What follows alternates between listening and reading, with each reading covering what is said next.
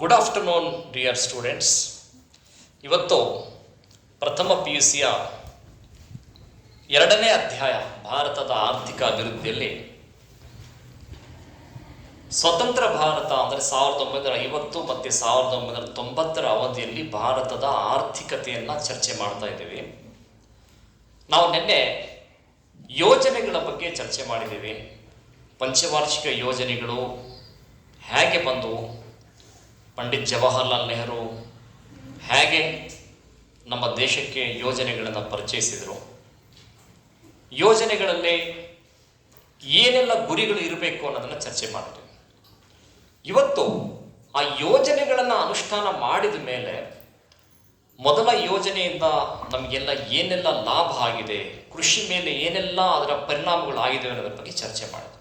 ಇದರಲ್ಲಿ ಬಹಳ ಮುಖ್ಯವಾದ ಅಂಶ ಏನಂದರೆ ಹಸಿರು ಕ್ರಾಂತಿ, ಗ್ರೀನ್ ರೆವಲ್ಯೂಷನ್.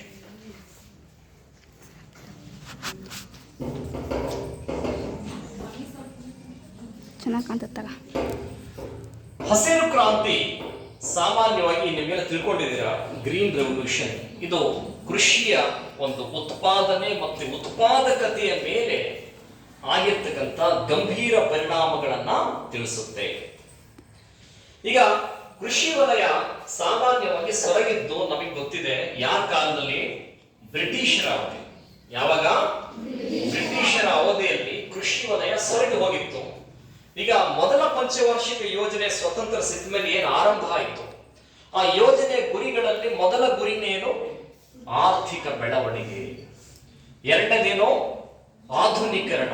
ಮೂರನೇದು ಸ್ವಾವಲಂಬನೆ. ನಾಲ್ಕನೇದು ಸ್ವಾವಲಂಬನೆ ಅಂದ್ರೆ ಏನು? ನಾವು ದೇಶದಲ್ಲಿ ಆಹಾರದ ಭದ್ರತೆಯನ್ನ ಫಸ್ಟ್ ಕಾಪಾಡ್ಕೋಬೇಕು. ಈ ಹಿಂದೆ ಯಾವ ಸರಕುಗಳನ್ನ ಬೇರೆ ದೇಶಗಳಿಂದ ಆಮದು ಮಾಡ್ಕೊಳ್ತಾ ಇದ್ರು, ದೇಶದಲ್ಲಿ ಆ ಸರಕುಗಳನ್ನು ಉತ್ಪಾದನೆ ಮಾಡೋದು. ಈಗ ಗೋಧಿಯನ್ನ ನಾವು ಇವತ್ತಿಗೂ ಎಲ್ಲಿಂದ ಆಮದು ಮಾಡ್ಕೊಳ್ತಾ ಇದೀವಿ? ಅಮೆರಿಕದಿಂದ ಆಮದು ಮಾಡ್ಕೊಳ್ತಾ ಇದ್ದೀವಿ. ಹಸಿರು ಕ್ರಾಂತಿ ಅಂದ್ರೆ ಏನು? ಡಾಕ್ಟರ್ MS ಸ್ವಾಮಿನಾಥನ್ ಇವ್ರಿಗೆ ಏನಂತೀವಿ ನಾವು? ಹಸಿರು ಕ್ರಾಂತಿಯ ಪಿತಾಮಹ. ಇವರು ಕೃಷಿ ವಿಜ್ಞಾನಿಗಳು, ಸೈಂಟಿಸ್ಟ್. ಇವರೇನ್ ಮಾಡಿದ್ರು?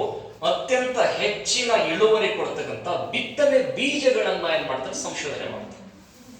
ಅತ್ಯಂತ ಹೆಚ್ಚಿನ ಇಳುವರಿ ಕೊಡುವ ಬಿತ್ತನೆ ಬೀಜಗಳು, ಹೈಬ್ರಿಡ್ ಸೀಡ್ಸ್ ಅಂತ ಏನ್ ಕರಿತೀವಿ, ಹೈ ಯೀಲ್ಡಿಂಗ್ ವೆರೈಟಿ ಸೀಡ್ಸ್ ಅಂತ, HYVS. ಅತ್ಯಂತ ಹೆಚ್ಚಿನ ಇಳುವರಿ ಕೊಡುವ ಬಿತ್ತನೆ ಬೀಜಗಳನ್ನ ಸಂಶೋಧನೆ ಮಾಡ್ತಾರೆ. ಈ ಬಿತ್ತನೆ ಬೀಜಗಳು 5 ಬೆಳೆಗಳಿಗೆ ಸೀಮಿತ ಆಗಿತ್ತು. ಮೊದಲನೇ ಬೆಳೆ ಯಾವುದು? ಗೋಧಿ. ಆಮೇಲೆ ಭತ್ತ, ಆಮೇಲೆ ಜೋಳ, ಆಮೇಲೆ ಸಜ್ಜೆ, ಆಮೇಲೆ ಮೆಕ್ಕೆಜೋಳ. ಈ 5 ಬೆಳೆಗಳಿಗೆ ಸೀಮಿತವಾಗಿರುವಂತೆ ಅವರೇನ್ ಮಾಡಿದ್ರು? ಅತ್ಯಂತ ಹೆಚ್ಚಿನ ಇಳುವರಿ ಕೊಡುವ ಬಿತ್ತನೆ ಬೀಜಗಳನ್ನ ಸಂಶೋಧನೆ ಮಾಡ್ತಾರೆ. 1966 67ರಲ್ಲಿ ಹಸಿರು ಕ್ರಾಂತಿ ನಮ್ಮ ದೇಶದಲ್ಲಿ ಆಗುತ್ತೆ. ಹಸಿರು ಕ್ರಾಂತಿ ಅಂದ್ರೆ ಏನು? ಕೃಷಿ ಉತ್ಪಾದನೆಯಲ್ಲಿ ಯಥೇಚ್ಛವಾಗಿರತಕ್ಕಂಥ ಉತ್ಪನ್ನ ಹೆಚ್ಚಳ ಆಗಿರುತ್ತೆ.